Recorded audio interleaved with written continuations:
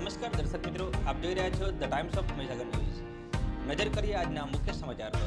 નર્મદા જિલ્લામાં સૌ પ્રથમવાર સૌથી મોટો પુસ્તક પ્રદર્શન મેળો સામોટ પ્રાથમિક શાળામાં યોજાયો।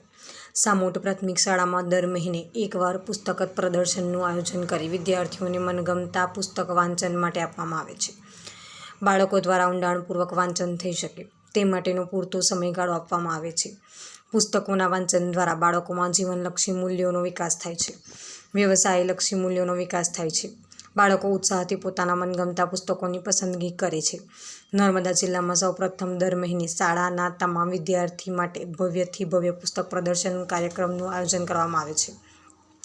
લાઇબ્રેરીમાં ઉપલબ્ધ તમામ પુસ્તકો વિદ્યાર્થી સમક્ષ મૂકીને પ્રદર્શન યોજવામાં આવે છે, જેમાં નીચે મુજબના વિભાગો વહેંચણી કરીને પુસ્તક પ્રદર્શન યોજવામાં આવેલ: 1. જીવન ચરિત્ર, 2. ગણિત વિજ્ઞાન પુસ્તકો, 3. સામાજિક અને સાંસ્કૃતિક પુસ્તકો, 4. ઐતિહાસિક બાબતોના પુસ્તકો, 5. બાળ વાર્તાઓ, 6. ચિત્ર વાર્તાઓ, 7. પ્રેરક પ્રસંગોના પુસ્તકો, 8. સુવિચાર અને કવિતાઓના પુસ્તકો, 9. નવલકથાઓ, 10. આધ્યાત્મિક પુસ્તકો, 11. યોગ અને રમતગમતના પુસ્તકો।